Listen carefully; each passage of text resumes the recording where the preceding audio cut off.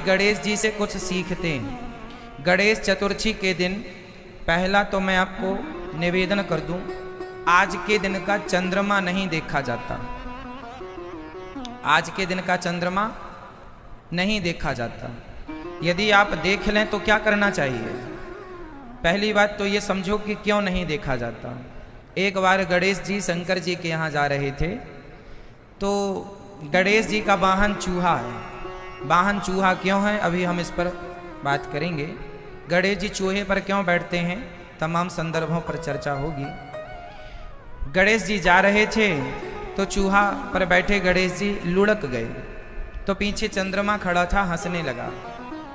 हंसते हुए चंद्रमा को देखकर गणेश जी ने श्राप दे दिया, अरे मूर्ख, मुझे देखकर हंसता है, जा तू कलंकित हो जा। चरणों में गिर पड़ा, महाराज क्षमा करो। अच्छा, आज के दिन जो तुझे देखेगा उसे झूठा कलंक लगेगा, चाहे चोरी का कलंक, चाहे कुछ भी कलंक लगेगा, झूठा। आज के दिन अर्थात वो गणेश चतुर्थी के दिन गणेश जी के चांद को नहीं देखा जाता। ये बात रामचरितमानस में स्पष्ट है। जो आपन चाहे कल्याणा, सो जसु सुमति शुभ गति सुख नाना, सो पर नार लेलार गोसाई, तजाऊं चौथ के चंद्र की नाई। जो अपना कल्याण चाहता है वो पर पुरुष पर नारी को ऐसे ही त्याग दे जैसे गणेश चतुर्थी की चंद्रमा को त्याग दिया जाता है। अब प्रश्न ये खड़ा हुआ कि यदि हम धोखे से देख लें तो क्या होगा? तो गणेश चतुर्थी की चंद्रमा को यदि आप देख लें तो एक जरा सा पत्थर उठाइए और चंद्रमा की तरफ ऐसे फेंक दीजिए, तो आपको उस दोष से निवृत्ति हो जाएगी, दोष समाप्त हो जाएगा।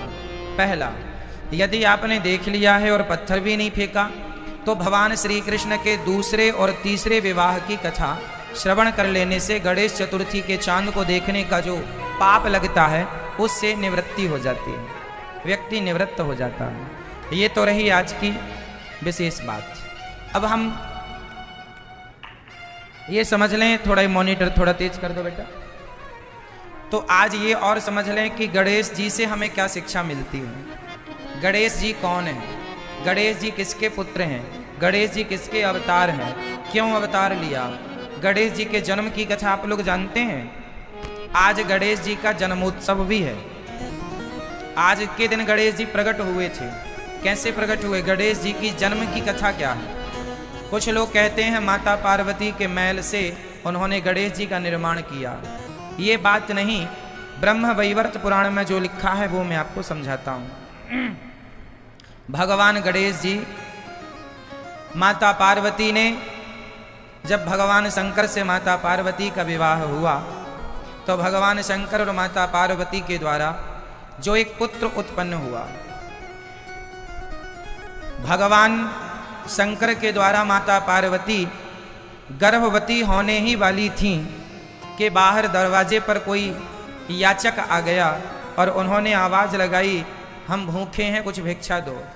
तो शंकर जी ने देखा कि द्वार पर कोई आया है, अतिथि, उसे देखना चाहिए।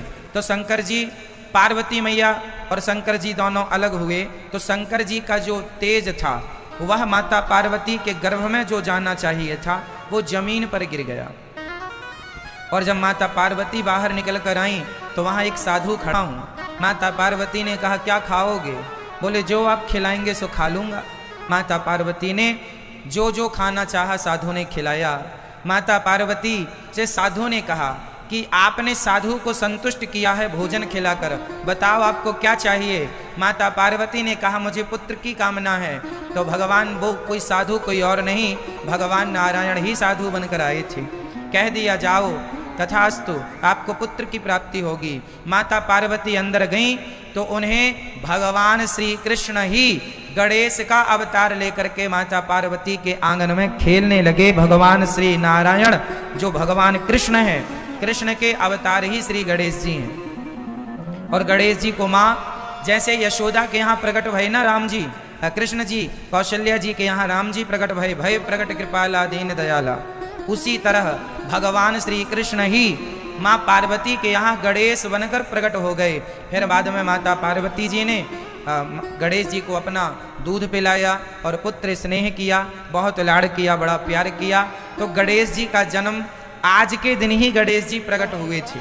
इसलिए गणेश चतुर्थी मनाई जाती है। और गणेश जी साक्षात भगवान श्री कृष्ण के अवतार हैं, शिव पार्वती के पुत्र हैं। ये ब्रह्म वैवर्त पुराण के अनुसार मैंने कथा सुनाई है।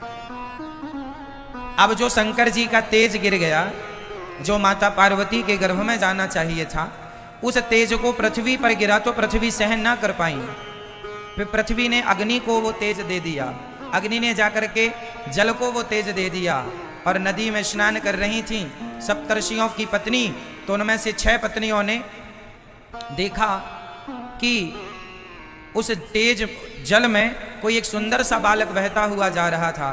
तो 6 ने देखा कि काश ऐसा बेटा मेरा होता। तो 6 मुख हो जाने से उनका नाम पड़ा कार्तिकेय जी। तो कार्तिकेय जी की भी कथा ऐसी ही है। तो कार्तिकेय जी को 6 माताओं ने दूध पिलाया, जिससे उनके 6 मुख हुए। और फिर उन्होंने बाद में आकर के अपना शिवलोक ग्रहण किया और शिव पार्वती के 2 पुत्र हो गए, गणेश जी और श्री कार्तिकेय जी। तो ये कथा बड़ी लंबी है, हमने सूक्ष्म रूप में आपको सुनाई। अब गणेश जी के अंग का मैं वर्णन करता हूँ।